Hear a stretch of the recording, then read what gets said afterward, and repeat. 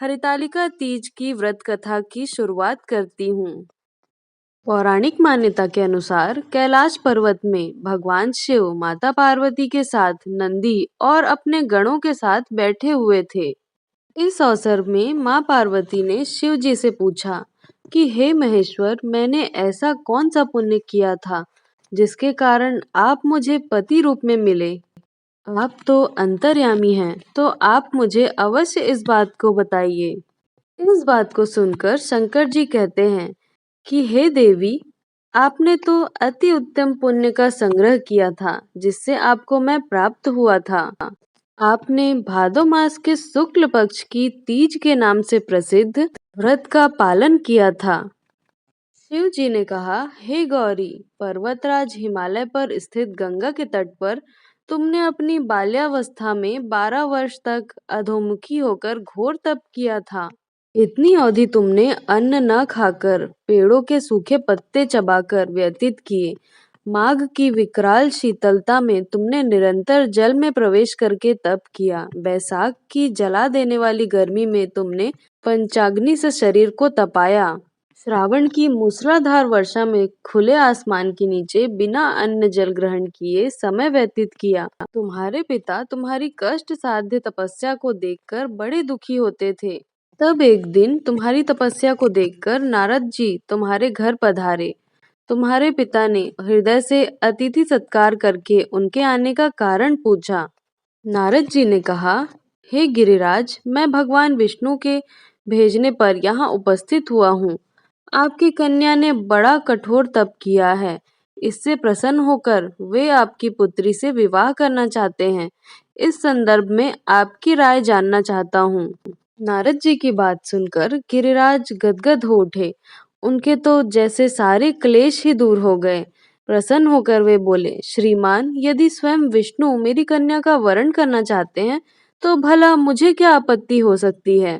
वे साक्षात परब्रह्म है। हे महर्षि, यह तो हर पिता की इच्छा होती है कि उसकी पुत्री सुख संपदा से युक्त पति के घर की लक्ष्मी बने। पिता की सार्थकता इसी में है कि पति के घर जाकर उसकी पुत्री पिता के घर से अधिक सुखी रहे।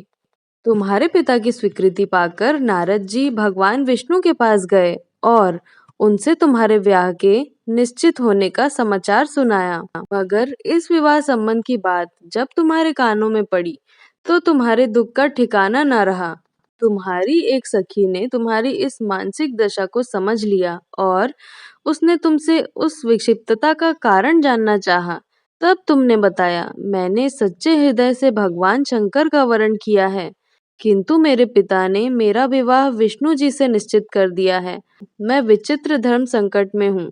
अब क्या करूं? प्राण छोड़ देने के अतिरिक्त अब कोई भी उपाय शेष नहीं बचा है। तुम्हारी सखी बड़ी ही समझदार और सूझबूझ वाली थी। उसने कहा, सखी, प्राण त्यागने का इसमें कारण ही क्या है? संकट के मौके पर धैर्य से काम लेना चाहिए। नारी के जीवन की सार्थकता इसी में है कि पति रूप में हृदय से जिसे एक बार स्वीकार कर लिया, जीवन पर्यंत उसी से निर्वाह करे। सच्ची आस्था और एक निष्ठा के समक्ष तो ईश्वर को भी समर्पण करना पड़ता है। मैं तुम्हें घनघोर जंगल में ले चलती हूँ, जो साधना स्थली भी हो, और जहाँ तुम्हारे पिता तुम्हें खोज भी ना पाए, वहाँ तुम साधना में लीन हो जाना। मुझे विश्वास है कि ईश्वर अवश्य ही तुम्हारी सहायता करेंगे।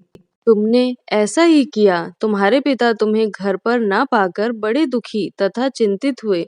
वे सोचने लगे कि तुम जाने कहाँ चली गई हो। मैं विष्णु जी से उसका विवाह करने का प्रण कर चुका हूँ। यदि भगवान विष्णु बारात लेकर आ गए और कन्या घर पर ना हुई तो बड़ा अपमान होगा। मैं तो कहीं मुंह दिखाने के योग्य भी नहीं रहूंगा। यही सब सोचकर गिरिराज ने जोर शोर से तुम्हारी खोज शुरू करवा दी।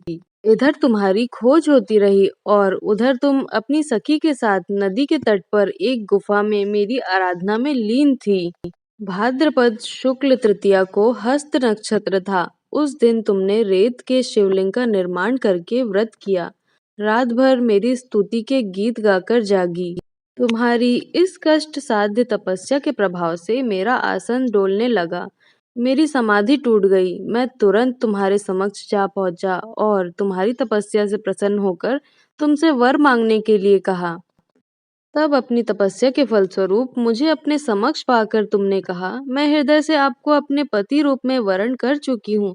यदि आप सचमुच मेरी तपस्या से प्रसन्न होकर आप यहाँ पधारे हैं, तो मुझे अपनी अर्धांगिनी के रूप में स्वीकार कर लीजिए। तब मैं तथास्तु कहकर कैलाश पर्वत लौट आया।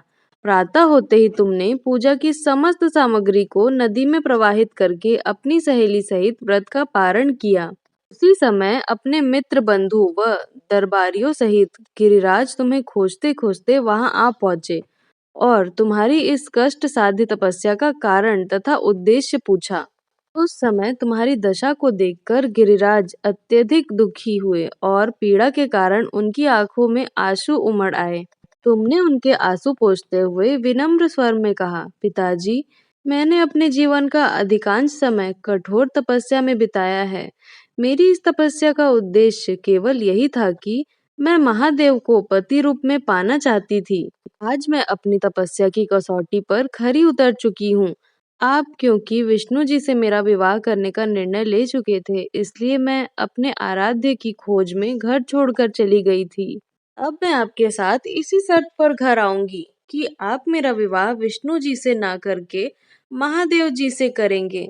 गिरिराज मान गए और तुम्हें घर ले आए। कुछ समय पश्चात शास्त्रोक्त विधि विधान पूर्वक उन्होंने हम दोनों को विवाह सूत्र में बांध दिया। हे पार्वती, भाद्रपद की शुक्ल तृतीया को तुमने मेरी आराधना करके जो व्रत किया था, उसी के फलस्वरूप मेरा तुमसे विवाह हुआ है। इसका महत्व यह है कि मैं इस व्रत को करने वाली कुंवारियों को मनोवांछित फल देता हूँ। इसलिए सौभाग्य की इच्छा करने वाली प्रत्येक युवती को यह व्रत पूरी एक निष्ठा तथा आस्था से करना चाहिए। और इसी तरीके से दोस्तों, हरितालिका तीज की व्रत कथा की समाप्ति होती है। अगर दोस्तों आप लोगों को वीडियो अच्छी लगी, आप लोगों को इससे कुछ जानकारियाँ मिली, तो प्लीज़ वीडियो को लाइक, सब्सक्राइब और शेयर कीजिएगा, जिससे मुझे भी मोटिवेशन मिलता रहे और मैं इसी तरीके की वीडियोस आप लोगों के लिए लेकर आती रहूं। स्टोरी टेलर विशाखा की तरफ से दोस्तों आप लोगों को हरितालिका तीज की बहुत सारी शुभकामनाएं। तो अब हम मिलेंगे नेक्स्ट वीडियो में एक नई कहानी और एक नई जानकारी के साथ। तब तक के लिए हर हर महादेव दोस्तों।